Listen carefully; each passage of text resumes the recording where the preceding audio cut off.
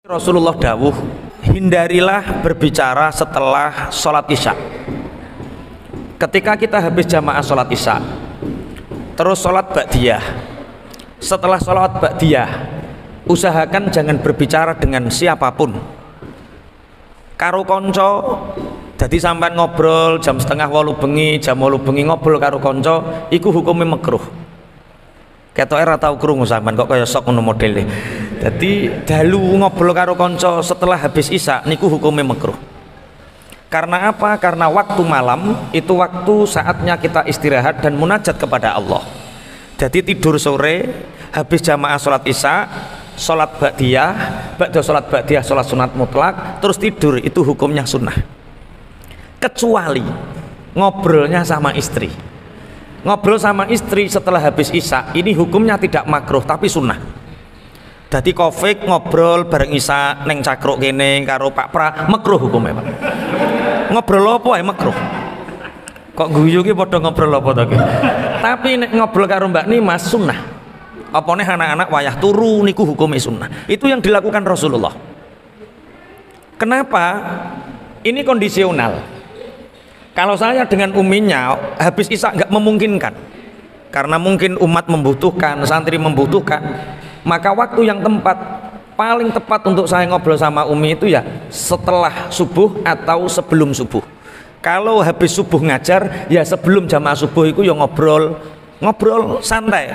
Apa yang diobrolkan Kak Budi? Nggak boleh ngobrol utang. Satu, nggak boleh ngobrol utang.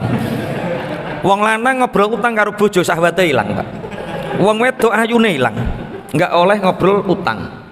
Dua, nggak boleh ngobrol tentang sesuatu yang membuat suami atau istri tertekan.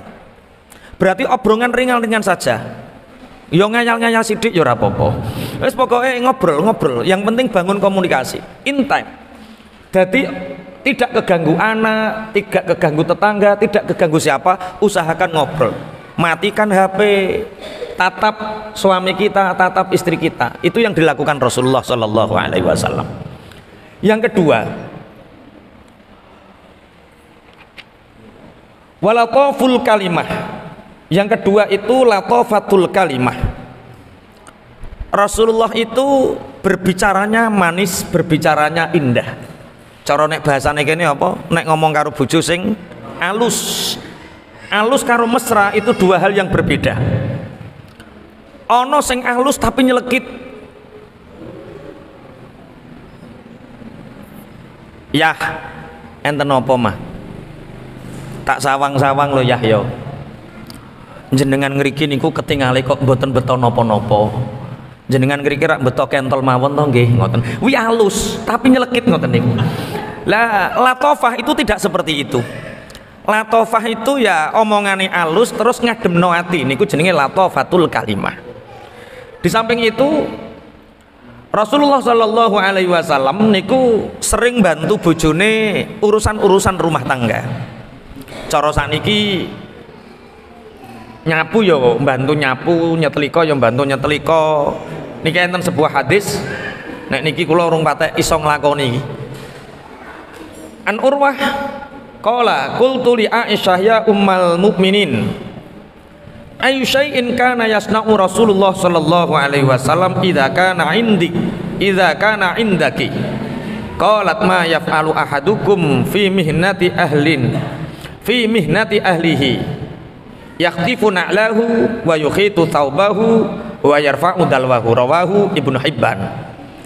Dalam sebuah hadis Urwah bertanya kepada Sayyidah Aisyah, ya ummal mukminin, wahai ibunya para orang mukmin, apa saja yang dilakukan Rasulullah ketika Rasulullah ada di sisimu? Sayyidah Aisyah menjawab, Rasulullah ketika berada di sisiku ya melakukan hal yang banyak dilakukan orang lain. Rasulullah itu membawa sandalnya sendiri atau memperbaiki sandalnya sendiri, menjahit bajunya sendiri. Artinya ketika ada baju yang robek, Rasulullah menambal sendiri, menjahit sendiri. Rasulullah juga mengambil air sendiri. Itu yang dilakukan Rasulullah. Padahal pangapunten Mestinya saat itu Rasulullah juga meminta bantuan kepada Sayyidah Aisyah. Mestinya pantas, Dek, aku kepingin wudu cukup no banyu, pantas. Tapi Rasulullah tidak seperti itu. Ketika Sayyidah Aisyah mau mengambilkan air, wis aku wae, ngoten. Itu Rasulullah. Makanya ngoten, bojone sampean kok arep adang, Dek, aku wae. Bojone sampean arep nyuci, wis aku wae. Itu yang dilakukan Rasulullah sallallahu alaihi wasallam. Iki ketoke ora patek setuju sing lanang model. Membantu apa yang dilakukan oleh istri. Bismillahirrahmanirrahim. Kemudian wa idharul mawaddah. Rasulullah sering menampakkan rasa cintanya. Rasulullah sering menampakkan rasa rindunya. Dan Rasulullah menyatakan rasa cinta secara verbal, secara omongan. Jadi ini perlu dimangertosi bapak-bapak terutama. Kadang seneng iku rak perilaku betul, seneng iku perbuatan betul. Tapi Rasulullah memberi contoh ketika Rasulullah dengan istrinya, Rasulullah itu mengungkapkan rasa cintanya. Misalnya, Dek, aku seneng sampean, Dek, aku ngoten niku Rasulullah. Idharul mawaddah, menampakkan rasa cintanya. Ini bisa dilakukan ketika pangapunten hubungan biologis. Dik, sak donya iki ketoke sampean sing ayu dhewe. Tapi nek kira-kira ngelem ngene iki ndadekno tukaran aja lho. Soale ana wong lanang ngelem ndadekno tukaran. Dik, sampean niku sing paling ayu menurutku. Halah ngelemu ngene kok. Tenan lho, Dik. Halah, tambah teko ndi tambah tukaran, berarti aja ngono carane ngelem. Cari ungkapan yang tepat sehingga istri kita itu ternyuh, sehingga istri kita itu nyaman, sehingga istri kita itu, soalnya ono wong wedok iku modelnya nek, Dek, aku cinta padamu, ngono telek tambah nih, telek to piye, ngono kita tambah geger, dilem kok tambah geger. Berarti cari kata-kata verbal yang cocok untuk pasangan, dan itu yang dilakukan Rasulullah. Idharul mawaddah, menampakkan rasa senang. Bismillahirrahmanirrahim. Kemudian wal bastu fil khalwah. Rasulullah itu jembar ajar nalikane sendirian dengan istri. Dadi enten tipikal ana wong lanang nek ana kancane akeh dhek iso ceria. Nek ana kancane akeh, ana bojone, ana kancane, dhek kaya kaya paling bahagia sedunia. Tapi nek wayah di depan istrinya sendirian, bedidet meneng wae. Dan ini perlu diperbaiki. Rasulullah itu al-bastu fil khalwah, al-basit fil khalwah. Rasulullah itu ketika di depan istrinya pokoknya koyo pinter dhewe dhek, koyo sing paling apian dhek, koyo sing paling sayang dhek. Jadi istri itu merasa, wah, pokoknya nek orang ngobrol karo bojo iku wis urip iku piye nek arane fake piye tanpa dirimu hampa ngono lho modele. Jadi ya seperti itu. Al-basit fil khalwah. Karena ada laki-laki dia iso jembar, iso al-basit ku nek ana wong akeh, tapi ning ngarepe bojo kikuk dhek.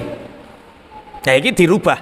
Kita boleh kikuk di depan orang banyak, kita boleh gak pede ning ngarepe wong liya, tapi kita harus al-basit fil khalwah. Ketika kita sendirian dengan istri, ya kita yang paling jantan, kita yang paling hebat, kita yang paling, sehingga istri kita itu cocok dengan kita. Bismillahirrahmanirrahim. Kemudian Rasulullah Shallallahu Alaihi Wasallam juga tidak pernah melupakan kebaikan yang banyak dilakukan oleh istri dari kesalahan-kesalahan kecil yang dilakukan. Dadi ngeten Bapak Ibu, enten wong apike sak gunung, eleke sak gelas, sing sak gunung dilalekke, sing sak gelas diiling-iling. Niki enten pasangan sing model ngoten niku. Rasulullah ketika istrinya melakukan kesalahan, yang dilakukan Rasulullah pertama apa? Mengingatkan kebaikan yang dilakukan. Jadi misalnya bojomu ngelakoni salah, sampean ngiling nih, Dik, salah-salahmu iki ijek akeh apik sing mbok lakoni. Wong lanang ya iso ngelem bojo sampai kaya ngono kuwi ya. Walah insyaallah nek ngaji samawa ya mesti iso lah. Nggih, mosok piye-piye jere kae apike sak segara, eleke sak gelas, sing diling-iling eleke terus piye pepatahe piye Pak Pra, sing guru bahasa Indonesia iki lho piye susu sebelangga rusak. Yes, pokoknya ngono ki pokoknya. Lah kita nggak boleh seperti itu. Ketika pasangan kita melakukan kesalahan kecil maksudnya, bukan 3 hal yang dilarang oleh syariat itu, kesalahan kecil ini ingatkan kebaikan-kebaikan yang telah dilakukannya. Kemudian wattaghafulu anizallah, ini melupakan kesalahan-kesalahan kecil. Jadi terutama kangge ibu, kangge istri, wattaghaful anizallah. Taghaful anizallah ini ada yang baca zallah, ada yang baca zillah. Melupakan kepleset kecil. Kemarin saya ngobrol sama Mas Hakim di Surabaya. Beliau bercerita bahwa Surabaya ini ngeri, Ustadz. Lah kenapa Mas? Angka perceraian Surabaya di 6 bulan terakhir itu mencapai sekian ribu. Akeh yo Mas yo, akeh. Bojonegoro yo podo ternyata Pak. Bojonegoro sampai viral di media sosial, ada 1350 angka perceraian dalam beberapa bulan. Itu ngeri. Nek versine wartawan yo kakean wong wedok senengane COD. Sing lanang bungkuk nyambut gawe, sing wedok senengane COD. Ku versine wartawan, itu bukan versi kita. Versi kita ya karena mereka tidak mempelajari sifat-sifat Muhammadiyah. Mereka tidak mempelajari sifat-sifatnya Kanjeng Nabi Muhammad sallallahu alaihi wasallam. Bahkan Mas Hakim cerita, ada yang hanya karena istrinya disuruh beli ke toko tidak nurut, cerai Pak. Artinya at-taghaful anizallah ini dilupakan. Apa at-taghaful anizallah? Kalau pasangan kita melakukan kesalahan kecil, cepat hilangkan dari pemikiran kita, cepat maafkan. Melupakan kesalahan-kesalahan kecil yang dilakukan oleh pasangan. Sakniki niku kata sarjana, pinter tapi gak pinter memaafkan. Wakeh universitas, doktor, S2 tapi gak pinter menghargai pasangan, gak pinter melayani, gak pinter menghormati, gak pinter memaafkan. Ini yang terjadi. Kenapa perceraian ini semakin banyak? Karena sakniki wong iku pinter akale tapi gak pinter atine untuk memaafkan. Pinter akademisine, sosiale tapi gak pinter untuk menghargai, gak pinter untuk toleransi, gak pinter untuk menghargai. Kula iling zaman bapak niku kalih mbok karo yonge niku sering cerita. Yonge niku dinikah bapak niku usia 12 tahun. Dadi nikahe umur 12 tahun. Tahun swidak niku nikah, tahun swidak nikah di saat usianya masih 12 tahun. Cara bocah saiki nikah umur 12 tahun kira-kira janggal napa mboten? Janggal. Ana wong wedok umur 12 tahun. Lebih janggal lagi Sayyidah Aisyah dinikahi oleh Kanjeng Nabi umure 9 tahun. Cara pemikirannya mahasiswa saiki, bocah nom saiki, bocah umur 12 tahun dinikah digawe apa? Ketika ngoten jawabannya sederhana. Wong wedok dinikah umur 12 tahun, apa langsung dienggo nggih mboten? Ternyata urip sak omah, Pak. Bapak umur 18 tahun, yonge umur 12 tahun, tunggal sak omah. Mek apa? Hanya belajar untuk mencintai. Zaman biyen dijodhokno wong tuwa, ora ngerti. Moro-moro kuwi bojomu, iki bojoku ngoten. Tunggal sak omah hanya untuk belajar mencintai, wong rungono rasa cinta. Belajar menghormati, belajar melayani, belajar memaafkan, belajar satu hati cara saiki. Ngoten niku ngenteni sampai 5 tahun. Jere wong tua-tua biyen wis patut apa urung? 5 tahun tunggul sak omah, ora laopo-laopo, ora turu bareng, iso dadi jaman biyen. Karena sama-sama belajar mencintai, belajar memaafkan, belajar menghargai, belajar melayani dan lain sebagainya. Otomatis karena belajar ini banyak melupakan kesalahan-kesalahan yang sudah dilakukan. Lah sakniki ora nikah lagi seminggu mulai, lah ning ngopo kok mulai? Ora patut tok. Lawangnya dikunci zaman saiki, Pak. Lawang dikunci lagi seminggu mulai, Pak. Ki kok muwenengi gak ning sing dijudukno ketoke sampean iki. Sampean sedina langsung patut ya bojomu ya. Masya Allah, ini zaman biyen. Jadi orang dulu lebih banyak belajar sifat-sifat Kanjeng Nabi Muhammad. Orang sekarang lebih pinter tapi nggak pernah belajar sifat-sifatnya Kanjeng Nabi. Mulane zaman biyen najan dijodokno pada akhirnya patut seneng nalikane wis 5 tahun. Seneng nalikane 6 tahun. Zaman biyen biasa. Zaman saiki ora iso, Pak. Memaafkan ora iso. Belajar mencintai, menghargai gak iso. Belajar melayani ora iso. Alasannya nopo? Aku gak seneng. Bismillahirrahmanirrahim. Pun kula lajengaken. Wa iqalatul usrati. Wa iqalatul usrati. Kanjeng Nabi santun dan memaafkan. Artinya santun dan memaafkan itu tidak pernah melukai dengan omongan, tidak pernah melukai istri dengan perbuatan. Orang ngampleng ya orang ngomong menyakitkan. Ma daraba Rasulullah sallallahu alaihi wasallam syai'an qattu biyadihi wala imra'atan wala khadiman illa ayyujahida fi sabilillah, rawahu Muslim. Rasulullah sallallahu alaihi wasallam tidak pernah sekalipun memukul dengan tangannya, tidak memukul istrinya, tidak memukul anak cucunya, tidak memukul pelayannya, tidak memukul siapapun kecuali saat berjihad di jalan Allah. Rasulullah tidak pernah menggunakan tangannya untuk menyakiti, tidak pernah mengucapkan lisannya, mengatakan lisannya untuk menyakiti baik pasangannya atau anak cucunya atau pelayannya, kecuali saat berjihad di jalan Allah. Wasiyanata irdiha, Rasulullah itu menjaga harta istrinya.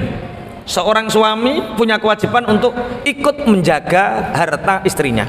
Loh, apakah istri itu punya harta? Punya. Mas kawin yang diberikan suami kepada istri itu menjadi hak istrinya. Wirosah, harta warisan dari orang tuanya kepada istri itu menjadi hak milik istrinya. Kemudian kalau seorang istri pangapunten punya pekerjaan, membantu suaminya atau dia menghasilkan dirinya untuk membantu, pada dasarnya istri itu bekerja sebenarnya mubah, tidak ada kemakruhan dan tidak ada keharaman. Dulu ada beberapa sahabiyah juga ikut membantu suaminya bekerja.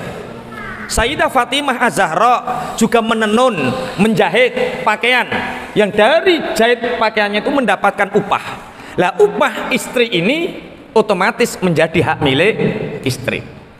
Suami juga punya kewajiban, harta istri harus ikut menjaganya. Ora kok halah duwe bojo ben-ben kono, tidak. Bismillahirrahmanirrahim.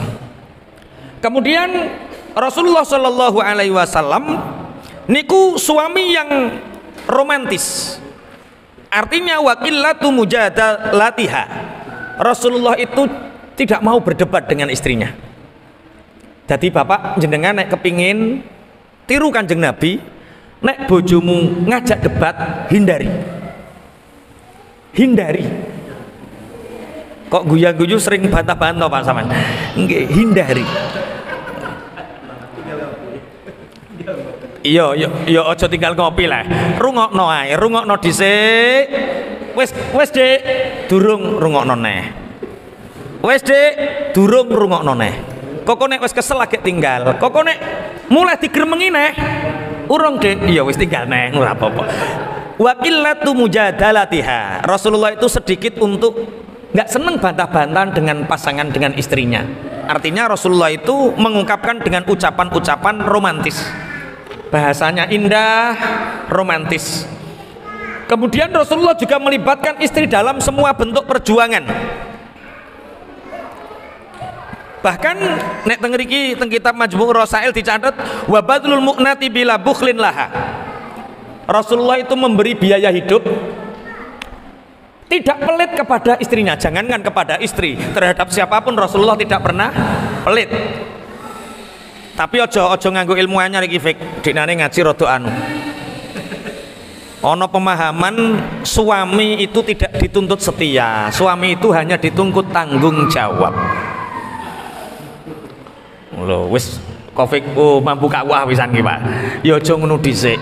memang dalam konsep poligami memang suami diperbolehkan poligami. Artinya suami tidak dituntut setia dengan satu istri, tapi suami itu dituntut untuk tanggung jawab. Tapi ki ungkapan iki aja kok terus oh berarti aja mbok tafsiri ngono dhisik. Engko tambah walah karo Pak Yayo oleh pisan. Iki butuh pembahasan yang luas. Wes, Rasulullah tidak pernah pelit terhadap istrinya. Rasulullah selalu melibatkan istrinya dalam perjuangan. Kemudian suatu saat salah satu istri Rasulullah Shallallahu Alaihi Wasallam itikaf di masjid, diikuti oleh Rasulullah. Nama istri Rasulullah ini adalah Sofiyah. Ketika Rasulullah mau kemana, Dek? Mau pulang, itikaf Ramadan. Ya sudah, ayo bareng. Bertemu dengan para sahabat, siapa ya Rasul? Ini adalah Sofiyah, istriku tercinta. Jadi Rasulullah biasa mengenalkan istrinya dan mengatakan ini adalah istriku. Rasulullah mengakui istrinya di depan publik. Kemudian Rasulullah juga punya akhlak atau etika ketika Rasulullah akan bepergian. Itu Rasulullah mencium kening istrinya ketika mau bepergian. Iki biyen tak lakoni, tapi saiki yo tak lakoni tapi ning jero kamar. Kula sering ketika membaca kitab-kitab tentang akhlak Rasulullah kepada istrinya, diantaranya yaitu Kanjeng Nabi niku nek arep metu niku mencium kening istrinya. Lah kula awal-awal nikah nggih ngoten di sawang santri, di sawang wong ngoten iki biasa mencium istri di keningnya di saat akan bepergian. Tapi berhubung ada kejadian insiden, koncoku ku cerai mau gara-gara dia tidak pernah dipamiti karo bojone, Pak. Dadi ngeten. Beliau mondok di salah satu pondok pesantren, sing nalikane Pak Yai ini arep lunga, mobil wis ning kono, mesti bojone cium tangan bolak-balik, terus Pak Yai ini niki mencium keningnya. Sehingga santri ini sok aku nek dadi kiai, sok nek aku dadi ustad, kaya ngono, prasane ngono. Bareng dadi kiai dadak ora ngono, Pak. Bojone kon cium bolak-balik ora gelem.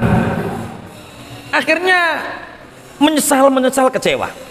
Oh ternyata mengumbar kemesraan di depan publik itu kadang baik tapi juga kadang tidak baik. Lah setelah koncoku cerai niku kula mboten nate nek kepingin cium ulak-walik yo ning jero kamar, nek kepingin mencium kening yo ning jero kamar, kok roh pokoke metu ko lawang mlebu mobil ngono wae.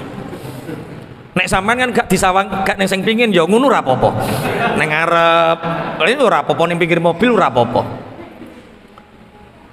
Lu pernah lo aku ngejak sapa kae Mas Dimas. Mas Dimas arep ngaji neng Rembang. Jemput Mas Tio karo Mbak Kalin. Mas Tio nyium Mbak Kalin niku ning terminal neng keninge. Mas Dimas, ya Allah, astagfirullah, ya Allah. Oh, lair kaprah, ya Allah. Ternyata ada sesuatu yang seperti itu dianggap wow ngoten lho. Lah ngoten niku nek sing muni ya Allah ki ora padha karo dhek kan astagfirullah. Lah bojoku kok gak kaya ngono kan ngono. Akhirnya menyesal.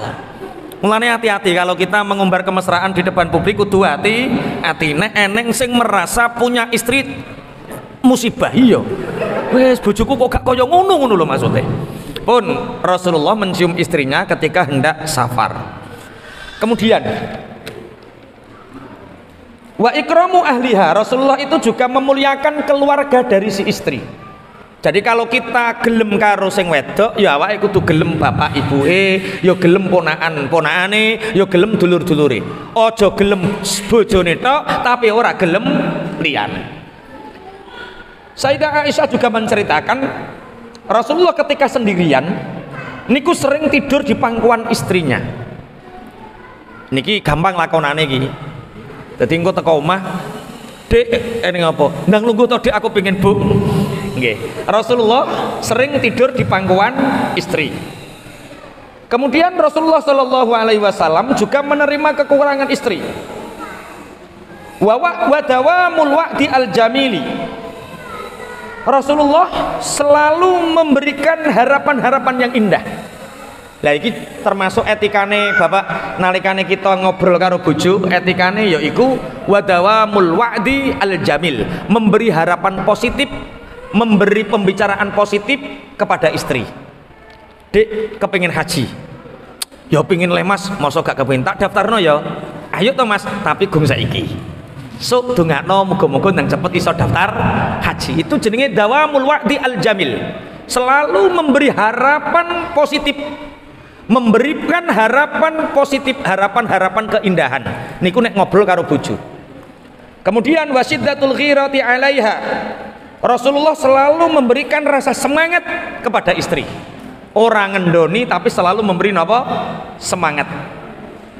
Bismillahirrahmanirrahim. Dalam satu hadis ingkang dipun riwayataken kalih Imam Ahmad, idza ahabba ahadukum sahibahu falyatihi fi manzilihi falyukhbirhu annahu yuhibbuhu, rawahu Ahmad.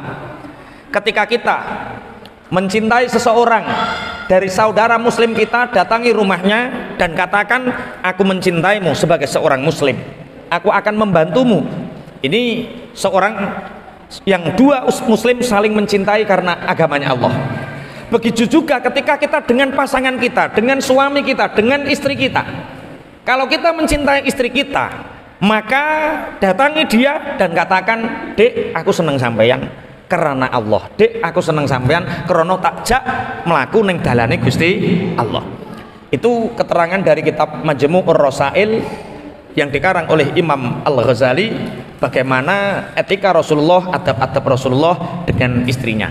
Qala Nabi sallallahu alaihi wasallam, sholatul mar'ati wahdaha tafdulu ala sholatiha fil jam'i ay jam'ir rijali bi 25 darajah. Hadza mahmulun ala syabati wa nahwiha, rawahu ad-Dailami an Ibnu Umar. Diceritakan dari Abdullah ibnu Umar, Imam ad-Dailami meriwayatkan satu hadis bahwa diceritakan dari Ummi Salamah, Kanjeng Nabi dawuh, salate wong wedok ning jero omah dhewean itu lebih baik daripada salat perempuan keluar dari rumahnya menuju masjid, pahalanya 25 derajat. Jadi wong wedok salat ning jero, aku kepingin oleh 17 derajat. Salatnya perempuan di dalam rumah sendirian, tidak ada orang yang tahu, itu pahalanya 25 derajat. Hari ini Bapak Ibu kita menyaksikan fenomena di mana wong wedok-wedok itu podo ketok solihah, Allahumma amin. Akeh wong wedok sobo majelis taklim, Allahumma amin. Akeh wong wedok sobo masjid, Allahumma. Fenomena itu mendulang pahala atau mendulang dosa. Ojo simpulno dhisik kok khatamno dhisik. Kula tasik nyekseni, mbok kula, yung kula, ibu kula niku tasik kula nyekseni. Di depan rumah kula niku ora enten musala. Dulu. Pondok Putri sekarang, yang sekarang jadi kantor Pondok Putri paling belakang, itu dulu rumahnya Mbah. Saya di situ. Jadi yang sekarang rumahnya Gus Umam itu dulu lapangan. Depan rumah persis ada musola. Tapi yunge arep sholat jamaah terawih, arep sholat fardu saja, itu sama Mbah itu dilempar apa? Pucukan. Padahal anaknya wis papat. Kulo kelas 3 SD, kulo kelas 4 SD, kulo SMP, yunge niku nek arep sholat jamaah diberung kali nganggo apa? Pucukan. Diantem tenan, Mbak. Pucukan. Arep ning ndi ning langgar. Sholat ning jero omah wae, ngoten. Itu Mbah cara didiknya seperti itu. Saya menyaksikan sendiri. Kulo nggih tangklete gak oleh sholat jamaah ning jaba iku piye? Wong yo ning ngarepe omah. Bismillahirrahmanirrahim. Pun kula lajeng aja simpulno dhisik, aja simpulno dhisik. Iku nek mbok simpulno dhisik tambah repot. Engko bojomu terus mbok bondo ora oleh metu. Bismillahirrahmanirrahim. Salatnya perempuan di dalam rumah sendirian itu lebih afdol daripada salat jamaah. Satu, pahalanya terpaut 25 derajat. Salat perempuan di dalam rumah sendirian itu lebih afdol daripada salat jamaah bersama Nabi. Wa qala Rasulullah sallallahu alaihi wasallam, inna ahabba salatil mar'ati, inna ahabba salatal mar'ati ilallahi fi asyaddi makanin fi baitiha zulmatun. Sebaik-baik salatnya perempuan sungguh Menurut Allah itu sebaik-baik tempat yang di situ tempatnya di dalam rumah dan gelap. Saapi-api salate wong wedok menurut Allah, terus Kanjeng Nabi, iku salate wong wedok sing ning jero omah, ning jero kamar tik peteng. Ah niki rada berat ngaji iki ya.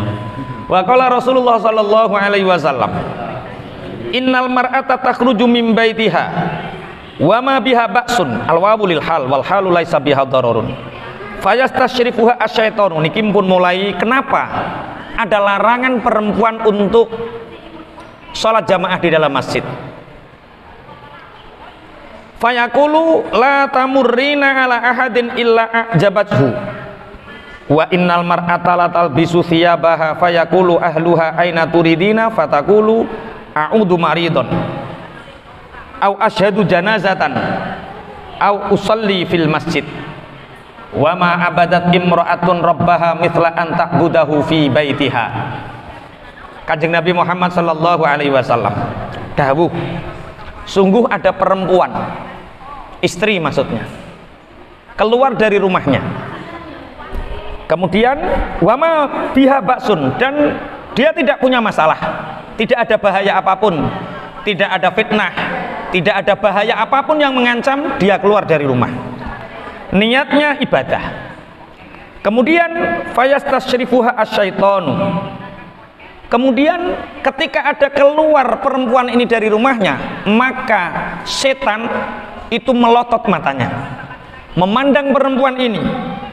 Kemudian fayaqulu la tamurrina ala hadin illa ajabathu, setan ini akan mendekati perempuan ini, mendekati semakin dekat dan membisikkan ke dalam hatinya, hai, kamu jangan sekali-kali berjalan kecuali orang akan kagum dengan kecantikanmu, kecuali orang akan heran, kagum dengan kemolekan tubuhmu, dengan cantiknya parasmu dan lain sebagainya. Mulane wong wedok iku asline nek metu iku niate wis apik, wis apik, tapi lagi kok ngarep omah wis kegodho setan. Karo setan wis dipri-prike ning atine, kowe nek metu saka omah aja sampe ana wong nyawang kowe tapi gak kagum. Sing muni ngono sapa jenenge? Setan. Akhirnya wong wedok niki karena orang perempuan itu mudah tergoda, akhirnya oh iya akhirnya mlakune wong wedok wis beda ning jero omah karo ning jaba iku wis beda. Kok guyu bojone sampean ya ngono ya. Mlakune ning jero omah karo ning jaba iku wis beda. Carane wis beda, cara berpakaiane wis beda. Nek ning jero omah desteran, nek ning jaba nek ning jero omah ora mikir apa-apa, nek ning metu. Lah itu karena satu langkah keluar dari rumah dia sudah terjebak oleh jebakan setan. Dilanjutkan. Deknane kan wis wong lanang, saiki gilirane wong wedok to iki ya. Ya wis pokoke iki rungokno wong wedok-wedok. Cuma sayang gak patek akeh sing ngaji iki. Roh wae gilirane diseneni ya.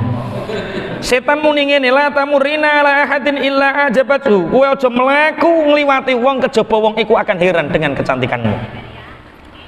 Wa innal mar'ata la talbisu thiyabaha fayaqulu ahluha aina turidin fataqulu a'udhu maridon.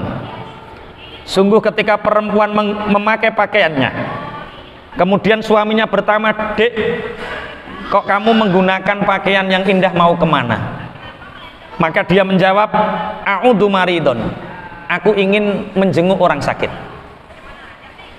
Au asyhadu janazatan, anu mas, teman saya meninggal, saya diajak takziah. Au usolli fil masjidi, dek kok macake apik, aku ape salat ning jero masjid. Kanjeng Nabi dawuh, wa ma abadat imra'atun rabbaha mithla an ta'budahu fi baitiha. Tidak ada ibadah perempuan kepada Tuhannya menyamai dan sebanding ketika dia menyembah Tuhannya di dalam rumahnya. Saapi-apike wong wedok ibadah model piye ae wong wedok, saapi-apike ibadah wong wedok yaiku ibadah sing dilakoni ning jero omah. Wis aja dilarang dhisik iki mulai aku kok ape melarang bojoku salat jamaah ning masjid. Aja dhisik. Iki lagi mukadimah. Intermezzo. Tapi kinten-kinten leres napa mboten dawuh Kanjeng ngeten iki?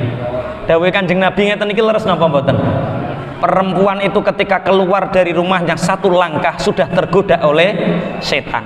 Berjalan ingin dilihat orang lain, berpakaian ingin dilihat orang lain, berhias ingin dilihat orang lain.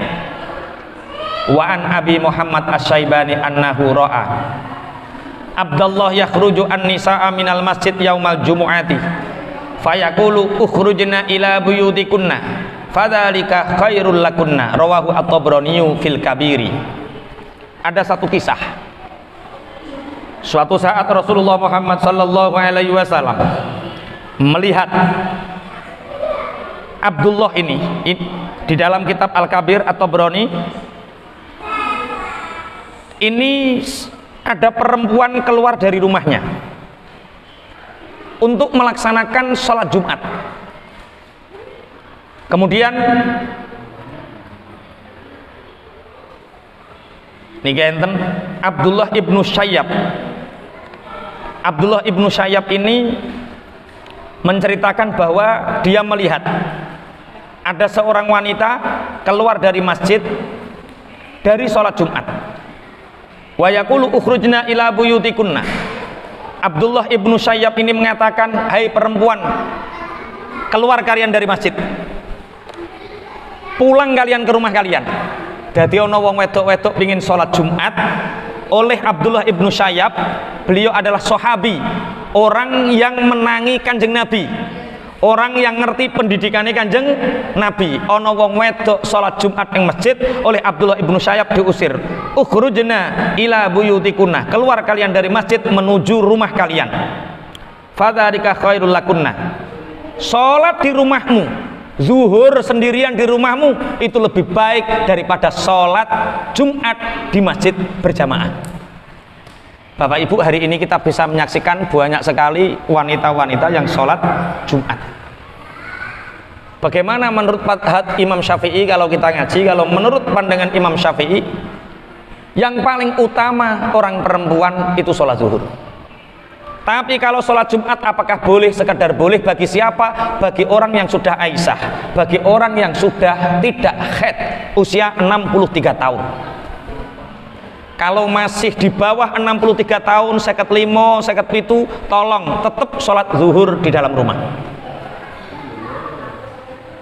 Bismillahirrahmanirrahim. Iki ngaji iki ketoke gak patek populer ya. Sekarang marai menggalakkan wanita majlis taklim, terus menggalakkan wanita di dalam masjid. Pun kula lajengaken. Pokoke iki nek gong rampung aja anu dhisik, aja simpulno dhisik. Kok moro-moro mbok simpulno bojomu mbok tekan kok kongkon omah terus. Kula lajengaken. Bismillahirrahmanirrahim. Wonten malih setunggaling riwayat waruya annamra'atan marrat ala Abi Hurairah radhiyallahu an. Warihuha yu'assafu utawa yu'assifu atau yaksifu. Faqala laha aina turidina ya ummatal jabbar. Qalat ilal masjid. Qala au tatayyabat? Qalat na'am. Qala farji'i faltasili fa inni sami'tu Rasulullah sallallahu alaihi wasallam yaqul la yaqbalullaha salatan min imra'atin kharajat ilal masjid wa rayhuha yaksifu hatta tarji'a fataltasila. Bismillahirrahmanirrahim. Ada seorang perempuan, ibunya Jabbar, mau sholat jamaah di masjid, bertemu dengan sahabat Abu Hurairah. Kemudian Abu Hurairah ini mencium bau harum dari Ummat Jabbar ini. Ditanya, kamu mau kemana wahai Ummat Jabbar? Kamu mau kemana wahai ibunya Jabbar? Ibunya Jabbar menjawab, menuju masjid. Aku mau sholat jamaah. Dengan harum seharum ini, ya. Kembali pulang, mandi, bersihkan bau harummu, baru kembali ke masjid. Padahal Ummat Jabbar kalau melihat ini, beliau sudah sepuh, tapi nganggo minyak wangi, dikongkon mantuk, dikongkon adus. Abu Hurairah mengatakan, sungguh aku telah mendengar Rasulullah Shallallahu Alaihi Wasallam bersabda, aku mendengar Rasulullah bersabda, Allah tidak menerima sholat perempuan yang keluar menuju masjid dan baunya harum sampai dia pulang dan mandi. Jadi wong wedok niku akhlake wong wedok siji, jangan sering keluar rumah untuk keramaian. Dua, walaupun itu untuk ibadah. Dua, tidak menggunakan minyak wangi sing minyak wangi itu bisa dicium oleh orang lain. Minyak wangi ini jenenge ST. Minyak ST, paham ibu minyak ST? Minyak selamat tinggal. Orangnya sudah ke sana, baunya masih di sini. Namanya minyak apa? ST, minyak selamat tinggal. Itu nggak boleh. Apakah orang perempuan boleh menggunakan minyak wangi? Boleh. Untuk orang lain tidak mencium bau tidak enak badannya. Terus sing dienggo iku minyak sing sekiranya pinggire ora mampu nyelengit.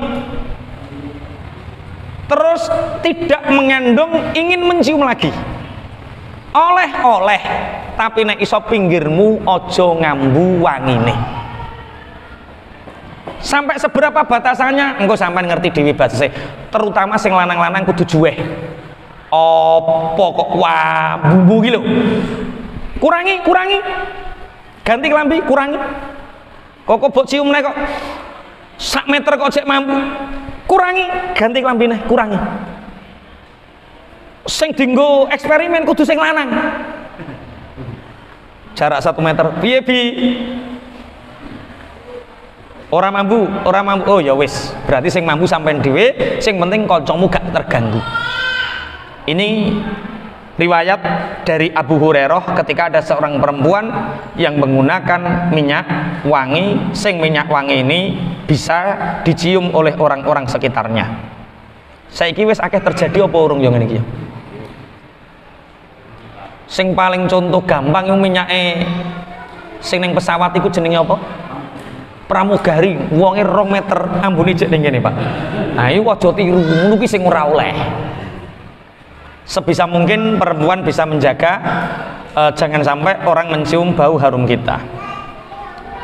Wa ruwiya an Aisyah radhiyallahu anha qalat bainama Rasulullah sallallahu alaihi wasallam.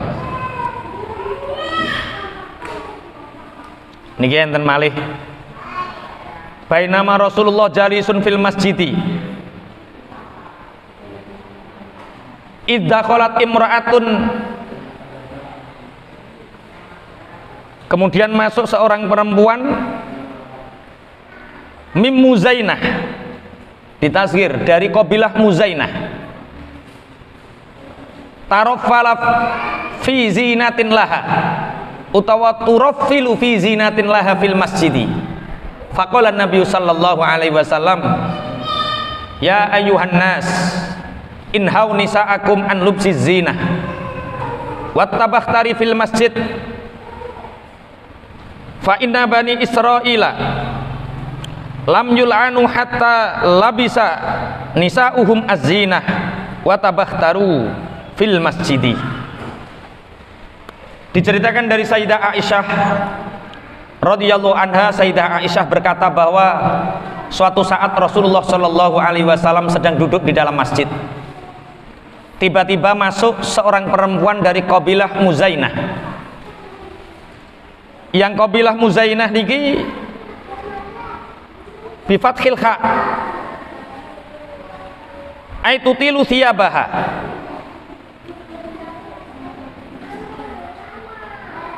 fi zinatin laha fil masjidi.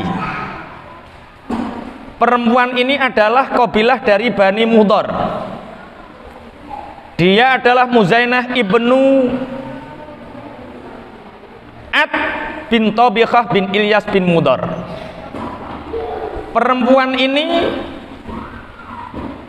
memanjangkan pakaiannya, kemudian Rasulullah Muhammad sallallahu alaihi wasallam bersabda, memanjangkan pakaian itu nek zaman biyen Bapak Ibu pangapunten, pakaian itu dulu kain itu sangat mahal. Sehingga kok ana wong lanang wong wedok nglembrehno pakaian itu dianggap sombong.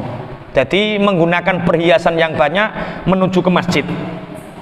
Kemudian Rasulullah bersabda, wahai manusia, inhau nisaakum, cegahlah wanita-wanita kalian an lubsi zinah, dari menggunakan perhiasan. Wa tabakhturi ay tahsinul masyi, cegahlah wanita-wanita kalian untuk piye yo? Nek melaku digawe-gawe niku jenenge apa bahasa Indonesiane? Melaku gawe-gawe niku lho piye bahasa Indonesiane? Piye? Jalannya dibuat-buat.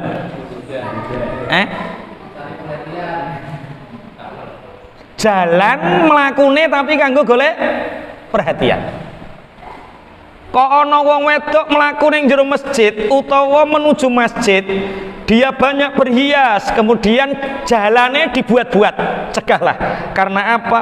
Allah tidak melaknat Bani Israel sebelum wanita-wanita mereka banyak berhias, wanita-wanita banyak tingkah di dalam berjalan di dalam masjid. Rawahu Ibnu Majah. Wa hadhi zinah kabiratun idza tahaqqaqat al fitnah. Termasuk dosa besar ketika perempuan berhias melakukan digawe-gawe, termasuk dosa besar ketika melakukan digawe-gawe dan berhias itu mendatangkan fitnah. Bismillahirrahmanirrahim. Ketika tidak mendatangkan fitnah bareng bojone itu hukumnya makruh.